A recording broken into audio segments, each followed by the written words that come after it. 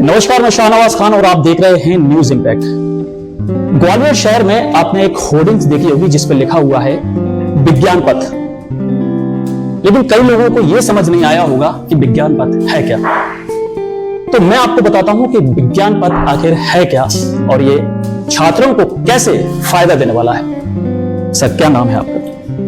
देवर्षि मिश्रा नाम है। विद्यार्थी मुझे देव सर कह के पुकारते हैं। तो देव सर, ये बताइए विज्ञान पथ आखिर है क्या, क्योंकि बड़े बड़े होर्डिंग लगे हुए हैं शहर में, विज्ञान पथ पे नजर जा रही है छात्रों की। कई लोग समझ नहीं पा रहे हैं कि विज्ञान पथ है क्या। विज्ञान पथ एक इंस्टीट्यूट है IIT JEE एस्पिरेंट और नीट एस्पिरेंट्स के लिए एक माध्यम बनने वाला है विद्यार्थियों के लिए कि उनको सक्सेसफुल कैसे बनाया जाए। जी। तो IIT JEE और नीट एस्पिरेंट्स के लिए एक स्पेस जहां पर वो अपना परिवार की तरह रह करके पढ़ करके करियर में बहुत अच्छा काम कर सकते हैं। ग्वालियर शहर में हम ये मान सकते हैं कि IIT JEE और नीट के जो स्टूडेंट्स हैं जो तैयारी कर रहे हैं जी, वो बिल्कुल यहाँ उन्हें बहुत बड़ा फायदा मिलने वाला है इस वक्त। देखिए सर, मैं आपको बताऊंगा कहेंगे अगर हम तो कोचिंग जैसी एक नेगेटिव वाइब्स आती है सर जी। मैं मानता हूं कि ऐसे विद्यार्थी जो हम पर भरोसा करके और हमारे सिस्टम को अपनाते हैं और जिनको हम भी यस बोलते हैं कि हाँ भाई हम आपको पढ़ाते हैं, तो मुझे लगता है उनके जीवन को सफल बनाने में एक महत्वपूर्ण भूमिका हम निभाएंगे, इसका मुझे भरोसा है। अच्छा, उस होर्डिंग का हमने एक चीज होती है कि कुमार विश्वास जी का बहुत बड़ा सा एक फोटोस लगा हुआ है। जी जी जी जी। तो क्या क्या राज है ये? देखिए, कुमार विश्वास जी एक ऐसे व्यक्तित्व हैं, मुझे लगता है विद्यार्थी, माता पिता, गुरु, जनरेशन कहीं ना कहीं उनसे कनेक्ट कर पाते हैं और उनसे सीखने के लिए मुझे लगता है हर किसी के पास बहुत कुछ है। मैं व्यक्तिगत तौर पर उनका बहुत प्रशंसक रहा हूँ शुरू से और मुझे उनको सीखने को बहुत कुछ मिलता है उनसे। तो ऐसे केस में मेरी इच्छा थी कि जब हम कुछ अच्छा काम कर रहे हैं तो अगर उस काम की शुरुआत कुमार विश्वास जी के माध्यम से हो तो इससे सुंदर मुझे लगता है कुछ नहीं हो सकता था। तो मैं आभारी हूँ कुमार विश्वास जी का, जिन्होंने हमारे यहाँ का निमंत्रण स्वीकारा और वो आने वाले हैं कल। और यकीन मानिए हम सभी टीम, हम सभी लोग उत्साहित हैं और मुझे उम्मीद है कि उनके माध्यम से जो काम शुरू होने वाला है देश में हम एक अच्छी छाप छोड़ने में कामयाब रहेंगे। तो सुना आपने, यानी कुमार विश्वास जी कल आने वाले हैं, इस इंस्टीट्यूट का उद्घाटन करेंगे और जो छात्र हैं उन्हें कई बारीकियां यहाँ सीखने को मिलने वाली हैं।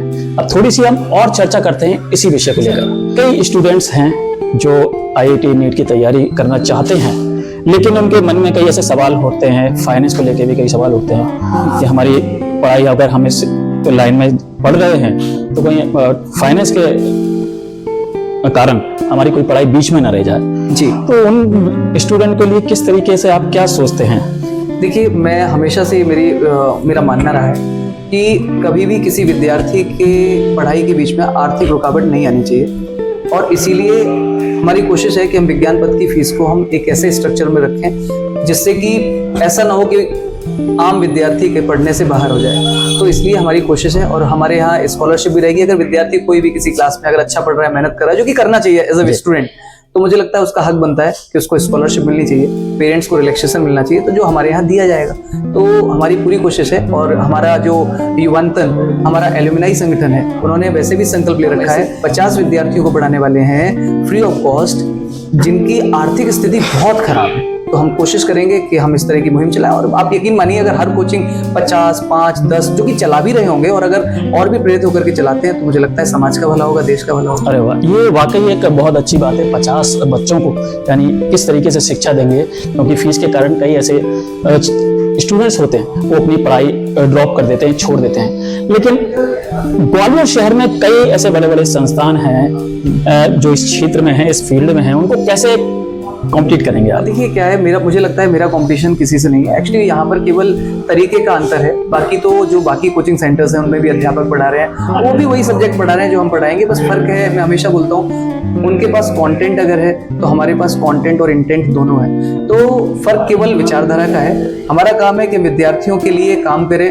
उनकी पर्सनल केयर करें, जो विद्यार्थी जिस स्तर का है उसका व्यक्तिगत तौर पर ध्यान रखें। और सबसे जरूरी बात है कि मोबाइल के युग में विद्यार्थियों का केवल मोबाइल छुड़ा लेना और उससे दूर कर देना ये इसका हल नहीं है। हल है इसका कि आपको विद्यार्थी को प्रेरित करना पड़ेगा, उसके हृदय में ज्योति जगानी पड़ेगी कि आखिर मोबाइल से नुकसान क्या है और इससे फायदे क्या है। तो मुझे लगता है उस मुहिम पर हम लगे हुए हैं सर और हमें लगता है कि हम शहर में कुछ अच्छा काम करके जाएंगे। ये बात मैंने भी कहीं ना कहीं सुनी है कि आप वाकई एक बहुत अच्छे मोटिवेशन है और छात्रों को कई समझाया भी आपने।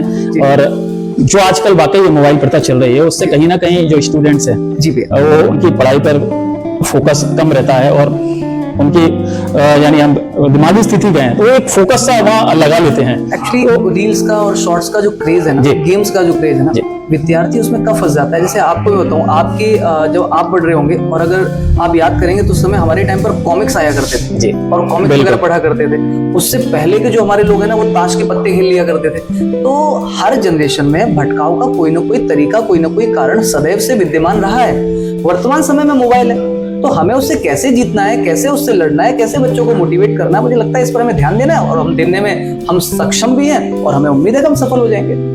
अच्छा, अब मेरा आखिरी सवाल है, किस तरीके से पेरेंट्स से क्या अपील करना चाहेंगे उन स्टूडेंट से जो वाकई इस क्षेत्र में आना चाहते हैं, इस पढ़ाई करना चाहते हैं? मुझे लगता है कई बार मैं महसूस करता हूँ कि अवेयरनेस एक बहुत बड़ा कारण है कि जो विद्यार्थी पीछे रह जाते हैं और कई बार माता पिता में भी अवेयरनेस का अभाव होता है।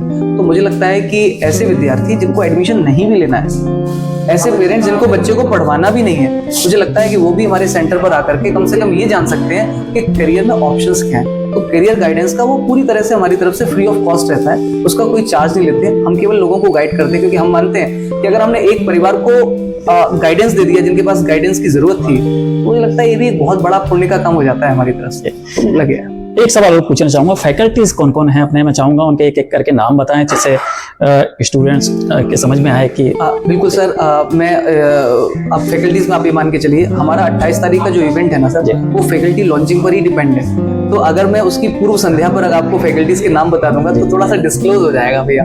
तो मुझे लगता है मैं आपसे निमंत्रित करता हूँ आपको, आप भी सपरिवार आइए, कुमार विश्वास जी को सुनिए आकर के।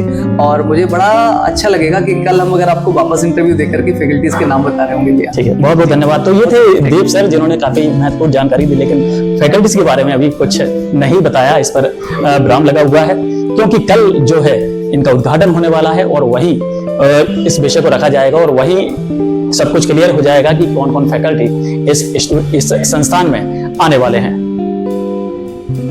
तो इसी के साथ मैं शाहनवाज खान विदा लेता हूं, लेकिन इस वीडियो को शेयर जरूर करें। अगर आप देखना चाहते हैं ग्वालियर शहर की तमाम छोटी बड़ी खबरें मेरे इस अंदाज में, तो अभी हमारे न्यूज इंपैक्ट यूट्यूब चैनल को सब्सक्राइब करें और फेसबुक और इंस्टाग्राम पेज पर मुझे फॉलो करना ना भूलें। हमें खबरें और विज्ञापन भेजने के लिए हमारे इस नंबर को अपने मोबाइल में जरूर सेव करें और हमें संपर्क करें 9300760730 पर। इसी के साथ मैं शाहनवाज खान आपसे विदा लेता हूं। जय हिंद, जय भारत। न्यूज इंपैक्ट, नजर सिर्फ खबर पर।